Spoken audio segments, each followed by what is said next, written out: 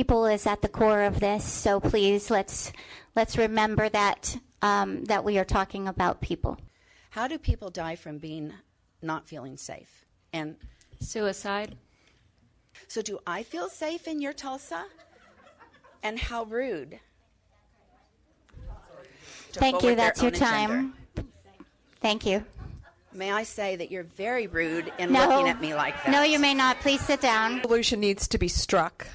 It's very hypocritical, but if I'm laughed at or cheered at, I'll stop and expect my time to pick back up when they're done. I think we need not a resolution, but a Jesus revolution. You know, it's my opinion that we don't even need this. I mean, the fact that we even have to have this is disturbing to me at such a guttural level. And it's such a dichotomy and paradoxical to me because we should be welcoming and loving and be kind and respectful to everyone. Word inclusive. This word is inflammatory and it's dangerous to welcome just anything. LGBTQ all the way to Z. Equality. Equality is already given to us by God. Equitable. That often refers to making animals more important than people. Companies are not coming here due to, you know, our anti-welcoming of a certain community. I did the research too. I found what Mary found. I found, like Julie said, Tulsa already is a welcoming city, and we are inclusive already. To me, the pushback on this is more about people feeling uncomfortable about making space for other people who are different than them, but people who are different are also real. And I never thought I would imagine that in the year 2023 in Tulsa, in our city, we were going to be talking about Molotov cocktails. A small business in Brookside firebombed. Yes, hate crimes are happening in our city. Under every single one of these listed classes, I am represented. And all of you are represented. That includes your right to have your own personal worldviews, desires, ways of worship. It does not include the right to dehumanize others. It is not a redundancy because my life is not a redundancy. I find Tulsa to be a very welcoming city, but I am a straight white woman.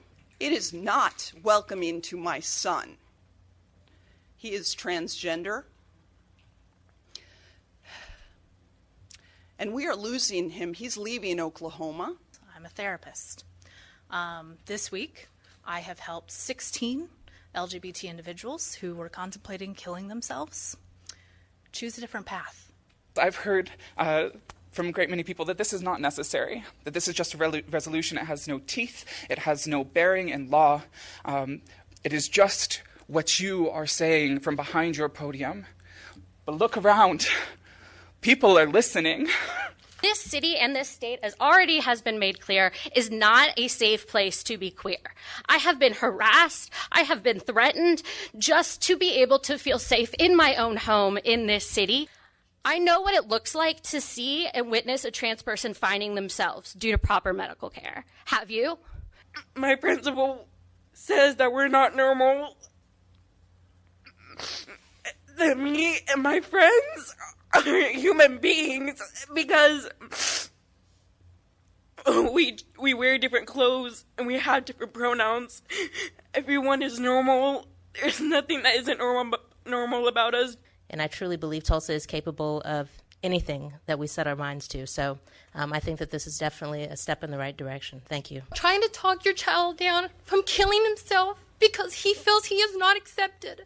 Then going to school and having the principal tell us, it's not their problem. My child cannot be normal. My child is who he is. One place I went to refused to cut my child's hair because he was getting a boy cut. I'm a trans man and I'm a minor. I'm not a Christian, but I want to say, isn't something y'all live by is love thy neighbor. Well, I don't feel loved. It's asinine, honestly, that people just can't be grown adults and respect people for who they are. Carte blanche. This is very hard to kind of talk about, mainly because even with wearing a mask on my face, I feel like I'm kind of protected. Our best medical and scientific evidence shows that the parts of my brain that are associated with my perception of my gender were formed during fetal development. I was born this way, and God did not make a mistake. We make Tulsa better because we are in it. and we deserve the same protection, safety, and support that heterosexual Tulsans experience every day. All of us have stories where we have felt unsafe, where we have felt like we can't be somewhere and be ourselves, where we have felt like we can't hold the hand of our partner and be okay. Inevitably, we will reach a world where we have that inclusive vision and we reach that kind of enlightened society where people are seen as basically good just for who they are and they're respected and protected for those reasons. This is a silver lining.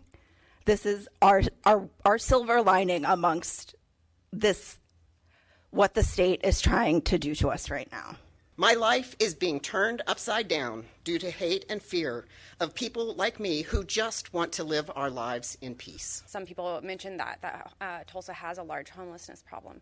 Yeah, a lot of them are also LGBT because of these, because of failing to support and include explicitly folks who are LGBT. I just want you to know that so many people here in this room value what you've said, see you, and see your courage, and you are loved and embraced. I'm in this job because I love people. I want everyone to feel safe and happy in our city, and everyone has that right. So I personally feel, after being up all night praying on this, and that's my faith in religion, that I have to show God that I love everyone. So I will have to support this. 8B is approved unanimously.